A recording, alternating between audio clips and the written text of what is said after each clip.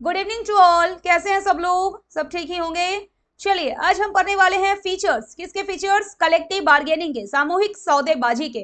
Collective bargaining क्या होता है लास्ट लेक्चर में मैंने बता रखा है, पहले लास्ट लेक्चर देख लीजिएगा, उसके बाद ये पढ़ने के लिए आइएगा, ठीक है।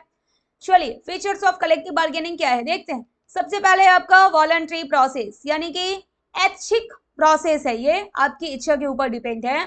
दोनों जो पार्टीज है, अब दोनों पार्टीज क्या होती है अब तो भूल भी गए होंगे अब तक में। एक पार्टीज है आपका एम्प्लॉयर्स यानी कि मैनेजमेंट, और दूसरी पार्टी है एम्प्लॉयज। एम्प्लॉयज का रिप्रेजेंटेटिव कौन होता है, याद है क्या कुछ? ट्रेड यूनियन होते हैं। ये दोनों पार्टीज जो हैं वो एंगेज होंगे कलेक्टिव बार्गेनिंग में वॉलंटरीली, ठीक है, अपनी इच्छा से। No party can force the other to negotiate unless required by law or contract. एक पार्टी दूसरे पार्टी के ऊपर किसी भी तरह का फोर्स नहीं कर सकती है कि आकर इस मुद्दे पे आप नेगोशिएट कीजिए ही, जब तक कि वह बातें लॉ या फिर कॉन्ट्रैक्ट के द्वारा जो है मैंडेट नहीं की गई, ठीक है। नेक्स्ट है process of negotiation. Collective bargaining कौन सा प्रोसेस है? आपने इसके डेफिनेशन में पढ़ा था, फर्स्ट लाइन ही था, collective bargaining is a process of negotiation. Negotiation करने का प्रोसेस है। Collective bargaining is fundamentally a negotiation process aimed at reaching a mutually acceptable agreement. Negotiation process में क्या होगा? एक ऐसा एग्रीमेंट होगा जो दोनों पार्टीज को स्वीकार हो। दोनों पार्टीज कौन है यहाँ पे? वही जींस वाले क्रेता विक्रेता, हाँ, आप और दुकानदार नहीं भाई, आप पढ़ रहे हैं ह्यूमन रिसोर्स मैनेजमेंट। यहाँ पे दोनों पार्टीज जो हैं वो है आपके मैनेजमेंट, और दूसरा कौन सा है? आपके एम्प्लॉइज। देखिए it is not a one sided decision, इसमें एक तरफा निर्णय नहीं होगा, वन साइडेड डिसीजन ये नहीं होता है, बट डिस्कशन, इसमें क्या होता है? डिस्कशन होगा between employer and the union. Union किसके रिप्रेजेंटेटिव हो गए? एम्प्लॉयज हो गए। मैम कितनी बार बताओगे? अच्छा ठीक है, गलती हो गई भाई, सॉरी। चलो आगे बढ़ो। प्रोसेस ऑफ नेगोशिएशन आगे देखते हैं। Representation of employees. अब एम्प्लॉइज को रिप्रेजेंट करने के लिए यहाँ पर कोई होता है, हमें पता है कौन होता है, हाँ देख के भी बता दोगे, ट्रेड यूनियन होते हैं, ठीक है। Employees are usually represented by a trade union or a group of representatives. यहाँ पे जो है ना वो ग्रुप ऑफ रिप्रेजेंटेटिव्स भी हो जाएंगे। रिप्रेजेंटेटिव्स का मतलब पता है आपको? प्रतिनिधित्व, यानी कि प्रतिनिधि करने वाला, ठीक है। द यूनियन और रिप्रेजेंटेटिव्स एक्ट, ये जो आपके यूनियन है ना या फिर जो आपके प्रतिनिधि करने के लिए आए हुए हैं वो एक्ट करेंगे किसके स्थान पर? Behalf of all employees, on behalf of all employees in in the work place, यानी जितने एम्प्लॉइज हैं वो सबको रिप्रेजेंट करने के लिए जो है वो आपका कोई ना कोई एक यूनियन होगा, ठीक है।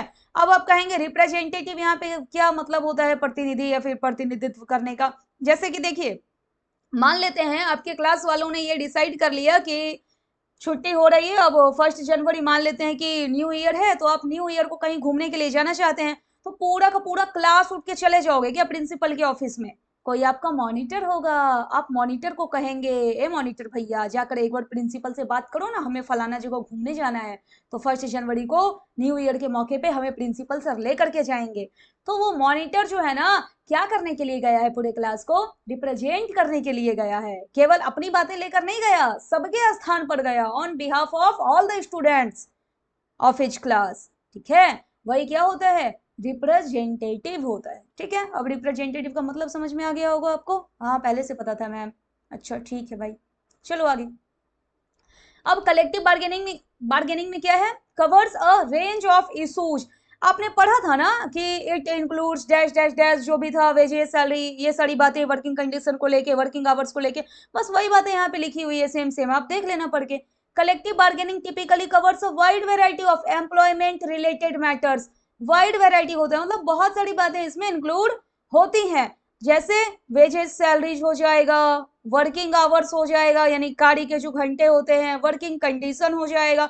आप कहेंगे ये आवर्स और कंडीशन दोनों सेम है क्या? अलग अलग है। वर्किंग आवर्स हो गए आपके काम करने के घंटे, और वर्किंग कंडीशन जहां पे आप काम कर रहे हैं ना वहां पे हाइजीन मेंटेन हो, बाथरूम की सुविधा हो, पीने के लिए साफ पानी की व्यवस्था हो, बेनिफिट्स, अलाउंसेज, ये सब जो है आपके कलेक्टिव बार्गेनिंग में ये सारे इशूज होते हैं, इसको कवर किया जाता है।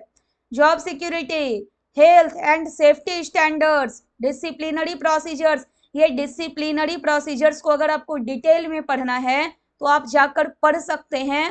प्लेलिस्ट जो है ना आपका इंडस्ट्रियल रिलेशन के नाम से है, वहां पे ये डिसिप्लिनरी प्रोसीजर्स है। अगर आपको ये डिटेल में जानना है तो वहां पे जाके आप 1-2 लेक्चर देख लीजिएगा इसका, ठीक है। चलिए आगे बढ़ते हैं अब यहाँ से। लीगली रिकॉग्नाइज्ड, आपने पढ़ा था ना कलेक्टिव बार्गेनिंग के डेफिनेशन में कि कुछ कंट्री जो है वो लीगली रिकॉग्नाइज्ड करती है कलेक्टिव बार्गेनिंग को।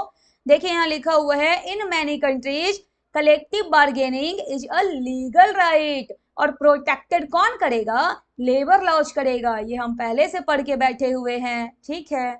Unions and employees are often given the legal right, ये जो यूनियंस हैं, यूनियन एम्प्लॉइज के रिप्रेजेंटेटिव जो होते हैं, इनको जो है ना वो लीगल राइट मिला हुआ होता है क्या करने के लिए? To bargain on behalf of workers. Behalf का मतलब होता है के स्थान पर, ठीक है, इंस्टेड बोलते हैं जिसको आप, ठीक है। ये जो है आपका कलेक्टिव बार्गेनिंग, ये कैसा है? कुछ कंट्री में लीगली रिकॉग्नाइज्ड है। Next, bipartite process. ये बीआई का मतलब पता है आपको? बीआई का मतलब क्या होता है? 2, 3, 1, 4। देखिए आपने सुना है ना, बाईसाइकिल, ट्राईसाइकिल। ट्राईसाइकिल में कितने पहिए होंगे? 3, और बाईसाइकिल में 2। या फिर आप कहते हैं ना बाइक, तो बाइक में कितने पहिए होंगे? 2। बाई का मतलब जो है ना वो 2 से है। ये जो है आपका कलेक्टिव बार्गेनिंग, ये बाइपर्टाइट प्रोसेस है। अब इसमें 2 लोग होंगे। 2 लोग कौन कौन से? ये तो आपको पता है, एक मैनेजमेंट और एक दूसरा एम्प्लॉइज, और दोनों के रिप्रेजेंटेटिव होते हैं इसमें। Collective bargaining involves 2 main parties. अब 2 मेन पार्टीज कौन कौन है? द एम्प्लॉयर एसोसिएशन आप बोल सकते हैं यहाँ पे, और एक दूसरा जो है एम्प्लॉयर के बाद दूसरा क्या है? एम्प्लॉय। इसको रिप्रेजेंट करेगा ट्रेड यूनियन आकर के, ठीक है। Next, aimed at conflict resolution. अगर कॉन्फ्लिक्ट हो जाता है, मतलब कुछ प्रॉब्लम हो जाता है, कुछ झगड़ा झंझट हो जाता है, उसको सॉल्व करने के लिए कलेक्टिव बार्गेनिंग की जाती है, ठीक है। One of the primary goals of collective bargaining is to resolve disputes. कोई भी डिस्प्यूट है, दुख दर्द पीड़ा हो रहा है अगर एम्प्लॉयज को, तो उसको सॉल्व करना है। एंड अवॉइड कॉन्फ्लिक्ट, और एकदम पूरा मारधार ना हो जाए, यानी कि लॉकआउट ना हो जाए, स्ट्राइक्स ना हो, कंपनी वो लोग बंद ना करवा दे, नहीं करेंगे भाई काम नहीं करेंगे, तो अवॉइड कॉन्फ्लिक्ट्स के लिए भी कलेक्टिव बार्गेनिंग की जाती है, यानी कि कॉन्फ्लिक्ट्स ना हो, कॉन्फ्लिक्ट्स को दूर रखने के लिए, ठीक है। It aims to achieve a win win outcome. Collective bargaining क्यों की जाती है?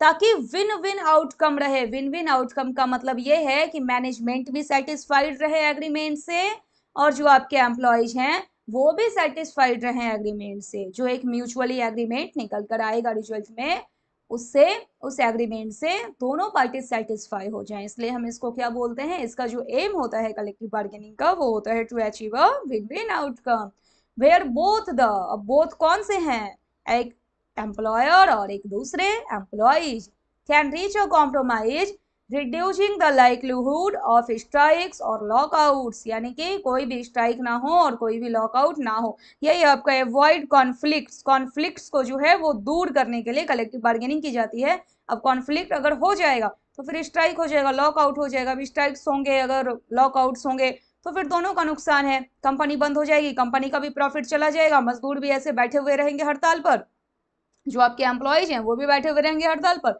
उनको भी काम नहीं मिल पाएगा, उनको काम नहीं मिलेगा, तो फिर उनका भी जो मुनाफा हो रहा था वो भी खत्म हो जाएगा। मुनाफा तो नहीं बोला जाए, यानी कि जो भी उनको वेजेज मिल रहा था वो भी खत्म हो जाएगा, ठीक है। ये फिर नेक्स्ट है आपका कंटिन्यूअस प्रोसेस। ये collective bargaining is not a one time event. ये जो है ये ऑनगोइंग प्रोसेस, यानी कि हमेशा चलता ही रहता है। ये रेगुलर नेगोशिएशंस होते हैं, are needed to adjust terms और revisit agreements based on changing circumstances. क्योंकि जो सिचुएशन है ना वो हमेशा एक जैसा नहीं होता, चेंजिंग होता ही रहता है सर्कमस्टांसेज में, सिचुएशन में, इसलिए कलेक्टिव बार्गेनिंग भी टाइम टू टाइम करना ही होता है। अब चेंजिंग सर्कमस्टांसेज क्या है? कई बार ऐसा होता है इन्फ्लेशन आ जाता है, आपका इकोनॉमिक कंडीशन चेंज हो जाता है, बिजनेस परफॉर्मेंस आपका एक जैसा नहीं रहता, तो इन सारे कारण से जब चेंजेज आते हैं ऑर्गेनाइजेशन में, तो फिर वर्कर्स को भी कुछ चेंजेस चाहिए होता है, ठीक है। तो आज के लेक्चर में आपने देखा फीचर्स ऑफ कलेक्टिव बार्गेनिंग, और इसके पहले आपने देखा था meaning of collective bargaining. Next lecture में हम पढ़ने वाले हैं subject matter of collective bargaining. Okay, thank you.